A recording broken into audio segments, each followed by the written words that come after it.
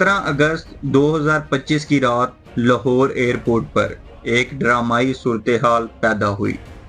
डकी भाई बैरून मुल्क सफ़र करने वाले थे, लेकिन जैसे ही इनका पासपोर्ट इमिग्रेशन काउंटर पर स्कैन हुआ, सिस्टम पर इनका नाम PNIL यानी पासपोर्ट नोटिस लिस्ट पर जाहिर हो गया। फौरन ही national criminal crime investigation agency NCCIA ने हरकत में आकर इन्हें हिरासत में ले लिया। ये गिरफ्तारी इस FIR की बुनियाद पर हुई जो 17 अगस्त को ही दर्ज की गई थी।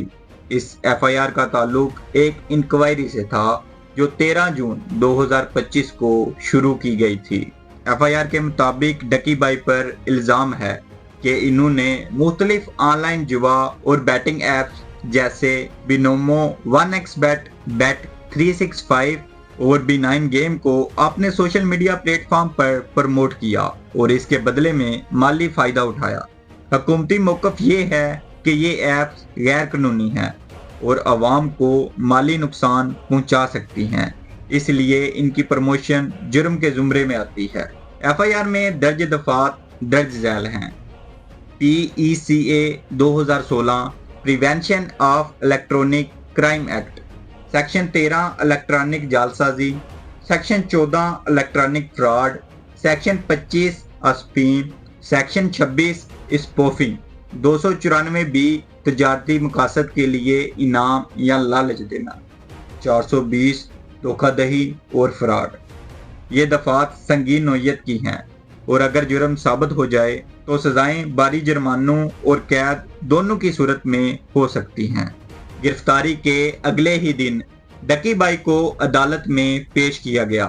इब्तदाई तौर पर अदालत ने 2 दिन का जिस्मानी रिमांड दिया ताकि NCCIA तहकीकात मुकम्मल कर सके। बाद में ये रिमांड मजीद 4 दिन बढ़ाकर 23 अगस्त तक कर दिया गया। अदालत ने वाज़ेह हुक्म दिया है कि एजेंसी तफसीली रिपोर्ट तैयार करे और आइंदा समाअत पर जमा कराए। ये पहला मौका नहीं है कि डकी भाई खबरों में आए हों।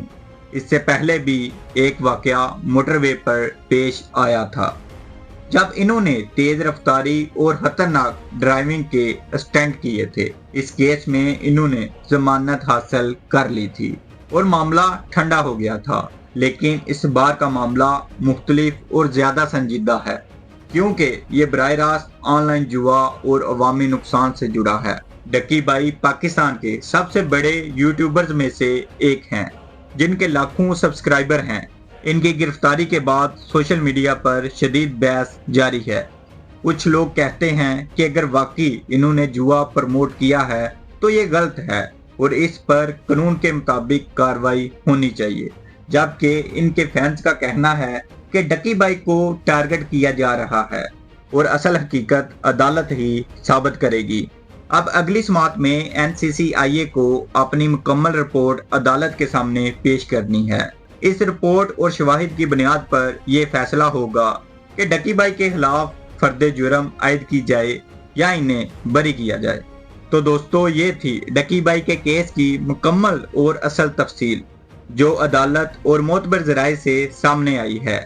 ये मामला अभी ज़ेरे समाअत है और हतमी फैसला अदालत ही करेगी। अगर वीडियो पसंद आई तो लाइक करें, कमेंट करें और चैनल को सब्सक्राइब ज़रूर करें। अपना बहुत सारा ख्याल रखिएगा। अल्लाह हाफिज़।